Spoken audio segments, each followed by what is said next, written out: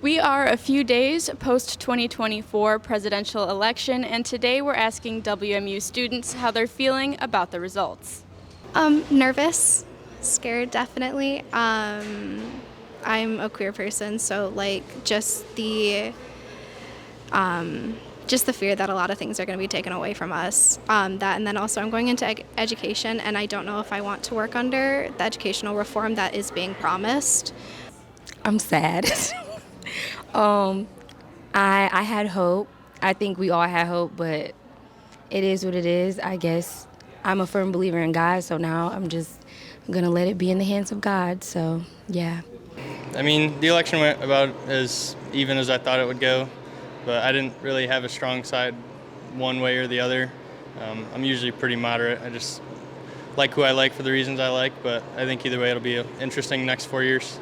My opinion, I really don't like it because I did want Kamala Harris to win, but, I'm not the only person that gets to vote. Everybody in the world gets to vote. Everybody has their own opinion, so I really can't be mad at them. But I just pray and hope that Trump, follows through with his plans and make sure he does everything right for us as citizens and the community instead of himself. I'm more of a pessimistic thinker, so I never thought it was going to be anything in the first place. I feel like when Hillary Clinton won, she lost. Why do you think they would let a colored woman win if Hillary Clinton didn't win? Yeah, I'm feeling pretty bad. I'm pretty sad about the outcome. I volunteered a lot with the Students for Harris campaign here on campus, and I went to the rallies, supported all I could. Really thought, I was surprised that it was super close between the two candidates. I'm happy to see that Alyssa Slotkin was elected, but really wasn't expecting Michigan to go as red as it was. Glad that we did get a Kamala Zoo, not gonna lie, but outside of that, just kind of upset with the state of the United States.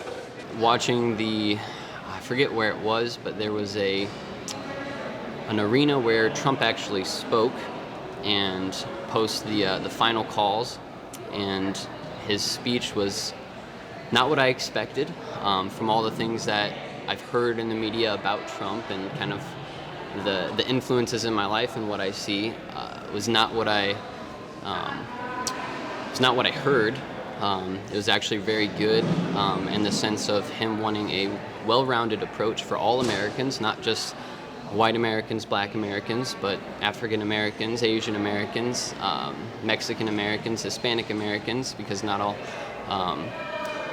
So it was really interesting, and you have these blinders up, which kind of make you think twice about who to vote for, upcoming to the election. But after hearing him speak at that event, I kind of feel at peace, knowing that he's fighting for everybody, and there's not really one group that's singled out. I'd say I'm quite disappointed. I had better expectations. I didn't expect Harris to concede right away. I thought she'd count for a revote or go for a recount on the votes, but that's not going to happen. I know as a worker in the working class, I'm not happy with our country and the state it's in, especially as a college student, not happy. And I don't believe Donald Trump's going to do a very good job as president. Hopefully he does good because, as a president, you don't want to see them get assassinated. You don't want to see a president do bad. You want to see them do as good as possible. But personally, I don't foresee that a billionaire or ex-billionaire, might I say, doing a very good job as our president. To the people that didn't vote, I'm scared. And I'm really sad that you just wasted your life. You wasted your vote. You could have had a say. You could have just voted for blue. But we survived the first time, we gonna survive the second time. I do pay attention, but I'm not going to let anything bother me that I can't have control of. I'm just one vote towards a large group, so I can't do more than that.